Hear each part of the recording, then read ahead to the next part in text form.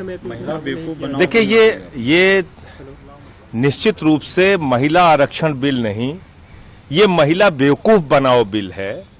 और ये बात हम लोग इसलिए कह रहे हैं कि एक भी वादा नरेंद्र मोदी जी जब से आए हैं 9 साल से सत्ता में, एक भी वादा इन्होंने जमीन पे पूरा नहीं किया। ये एक और जुमला लेकर आए हैं जिसमें ये बिल 15 साल में पास होगा कि 20 साल में पास होगा कि 25 साल में पास होगा, कब पास होगा या नहीं होगा कुछ पता नहीं। अगर आप महिला आरक्षण बिल लागू करना चाहते हैं, आम आदमी पार्टी पूरी तरीके से महिला आरक्षण बिल के समर्थन में है, लेकिन 2024 में लागू कीजिए। आप कह रहे हैं हम 2035 में लागू करेंगे, 2040 में लागू करेंगे, 2045 में लागू करेंगे। इस देश की महिलाओं को आपने बेवकूफ समझ रखा है। महिला विरोधी भारतीय जनता पार्टी ने एक और जुमला महिला आरक्षण बिल के नाम पर सामने रखा है। इसको इस देश की महिलाएं, राजनीतिक पार्टियां इस चाल को, इस चुनावी चाल को सब समझ रही हैं। और इसलिए हम ये कह रहे हैं कि अगर मोदी जी की मंशा साफ है तो आप 2024 में लागू कीजिए इसको चुनाव में। आप मुझे बताइए, पिछला जो यूपीए की सरकार में महिला आरक्षण बिल आया था उसमें इस तरह की कंडीशन थी क्या? इस तरह की शर्तें थी क्या कि 15 साल में लागू करेंगे, 20 साल में लागू करेंगे, 25 साल में लागू करेंगे या नहीं करेंगे, परसीमन होगा, डिलिमिटेशन होगा, फिर कोर्ट में स्टे लग जाएगा, फिर सुप्रीम कोर्ट में स्टे लग जाएगा? ये क्या मजाक है?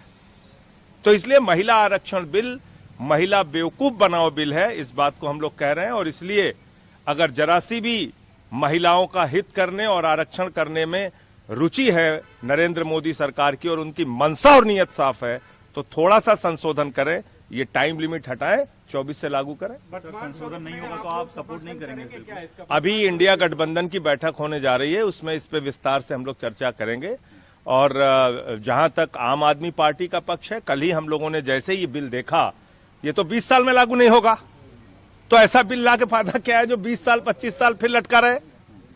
महिलाओं को आरक्षण कहां मिलेगा जब आपने इसमें ऐसी कंडीशन लगा दी, लिमिटेशन, डिलिमिटेशन, सेंसस, ये वो, कोर्ट में फिर स्टे, फिर तो चलता रहेगा, कहानी चलती रहेगी, रुकने वाली है नहीं।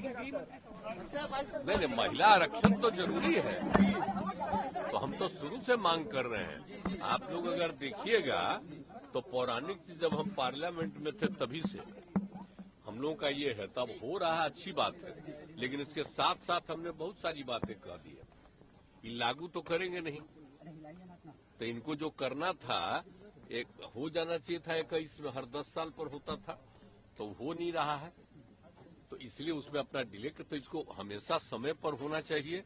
और दूसरी बात है कि उसमें हमने कहा है कि उसमें जाति आधारित भी सबका जनगणना कर लीजिए, ये हम लोगों का डिमांड है, वो तो भी हम ऐसे डिमांड किए, लेकिन हम सबको बता रहे हैं ना, देख रहे हैं महिलाओं के लिए कितना किया।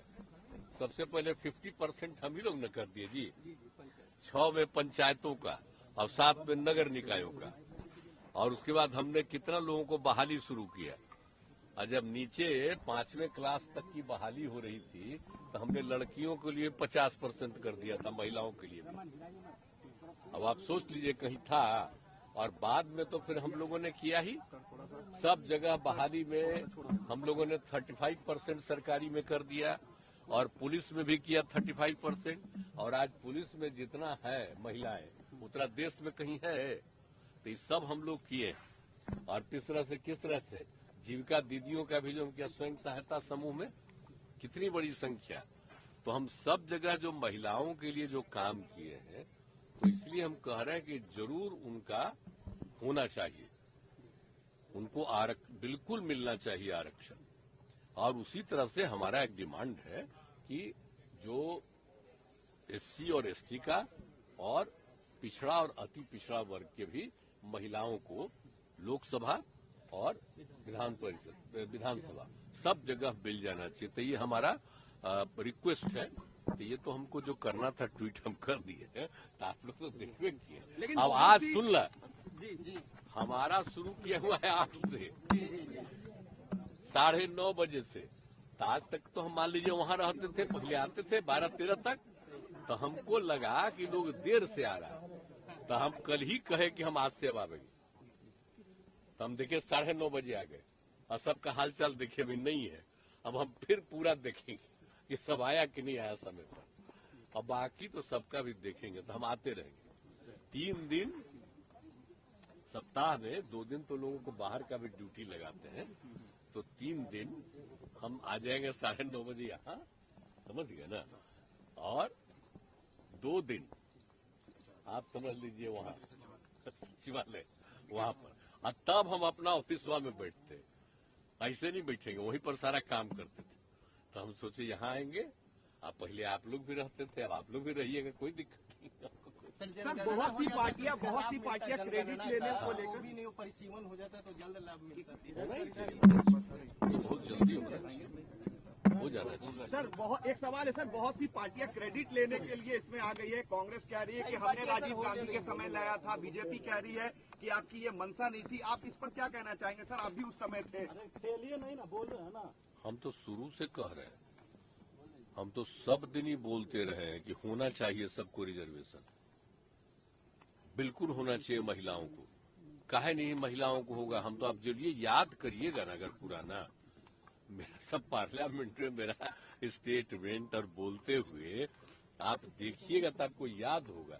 बहुत हमारा यंगर एज से डिमांड है कि सब पार्लियामेंट में और असेंबली में सब जगह महिलाओं को भी पक्का आरक्षण मिलना चाहिए।